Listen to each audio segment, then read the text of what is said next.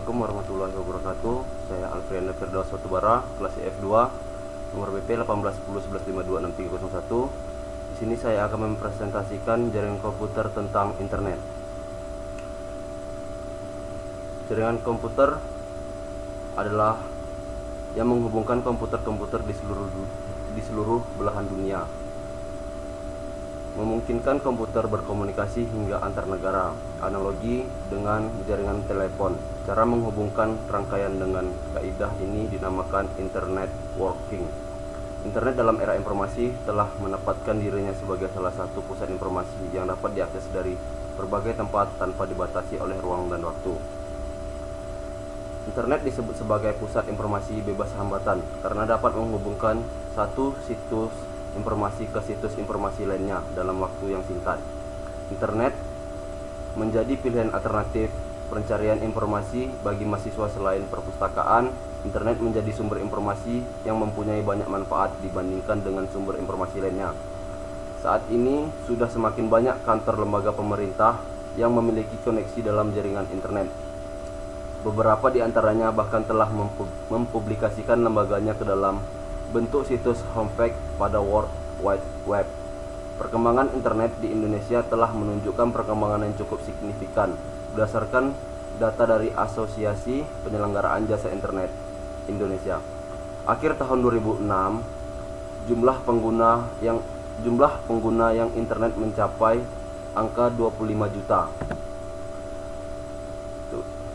Macam-macam network. Yang pertama, local area network. Suatu jaringan komputer yang masih berada dalam satu gedung atau ruangan seperti digunakan di rumah, perkantoran, industri, akademi, dan lain-lain. Kedua, metropolitan area network. Jaringan komputer ini terdiri beberapa jaringan LAN yang saling berhubungan. Letak jaringan ini bisa saling berjauhan. MAN adalah jaringan komputer yang biasanya mencakup sebuah kota atau kampus besar. Yang ketiga, wide area network. Jaringan komputer yang mencakup area yang besar, misalnya jaringan komputer antar wilayah, kota, bahkan antar negara. WAN digunakan sebagai penghubung jaringan lokal yang satu dengan jaringan lokal yang lain, sehingga pengguna komputer di lokasi yang satu dapat berkomunikasi dengan pengguna dan komputer di lokasi lain. Sejarah penting internet.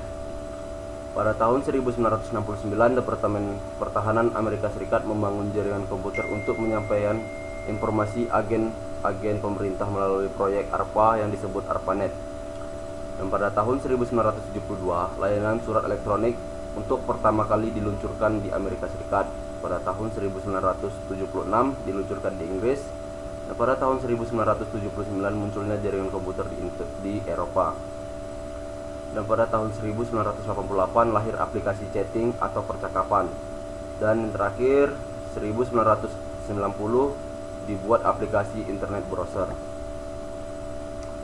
Aplikasi internet lebih populer dengan istilah web, merupakan word aplikasi internet yang paling digemari oleh pengguna internet. Web mula-mula diperkenalkan oleh Tim Berners-Lee pada tahun 1992 di Webkern, laboratorium fisika partikel Eropa yang berlokasi di Jenewa, Swiss, dan setelah populer, kemudian diambil alih pengembangnya oleh World Wide Web Consortium. Kedua, Mark Andreessen merancang sebuah perangkat lunak untuk menampilkan halaman web yang diciptakan oleh Tim Berners-Lee yang dinamakan sebagai web browser. Ketiga, web menjadi populer karena kemampuannya menyajikan objek multimedia pada halaman tampilannya, sehingga bisa dijadikan sebagai sumber informasi yang memuat teks, gambar, suara, citra, dan video yang diatur oleh program HTML. Hypertext dapat membuat hyperlink yang memungkinkan seseorang berpindah dari suatu tayangan web ke tayangan lainnya. Email.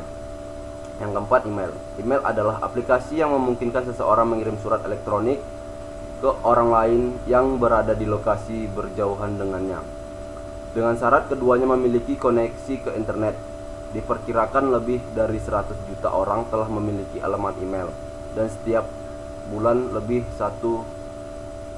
terabyte telah melintasi jaringan internet.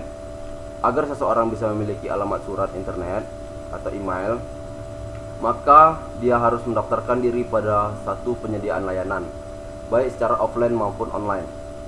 Yang kelima, alamat surat elektronik, biasanya dalam format user penyedia, misalnya ali@yahoo.com atau bisa juga indra@indosat.net.id dan sebagainya. Surat yang dikirimkan ke seseorang akan ditampung pada suatu server di komputer penyedia layanan. Kemudian secara otomatis di-download ketika user membuka kotak surat pada saat koneksi ke internet. Macam-macam internet di masyarakat, manfaat internet di masyarakat. Yang pertama, internet sebagai sumber informasi tentang hal apapun tentu akan sangat membantu kehidupan masyarakat. Bagi mereka yang bekerja di bidang pendidikan, bidang literasi, atau bidang kesenian, bisa mencari berbagai informasi dari internet. Yang kedua, keberadaan internet bisa mempermudah atau mempercepat suatu pekerjaan. Misalnya, ada suatu data dari satu kantor yang harus diserahkan pada kantor lain. Penyerahan ini bisa memanfaatkan media suatu elektronik yang tentunya menggunakan internet. Ketiga, dalam hal pergaulan, internet juga mempunyai peranan yang sangat besar. Banyak forum dan jejaring sosial saat ini yang bisa membantu siapa saja untuk menambahkan pergaulan. Ini juga merupakan salah satu manfaat internet bagi masyarakat. Manfaat jejaring sosial tak juga hanya menambah pergaulan, namun juga mempererat pertemanan dan membuat kita berlatih untuk bersosialisasi lebih baik. Dampak positif dan negatif internet. Dampak positifnya, yang pertama, internet sebagai media komunikasi. Kedua, media pertukaran data. Ketiga, media untuk mencari informasi atau data. Dampak negatifnya itu pornografi, penipuan online, perjudian online, dan penyebaran virus.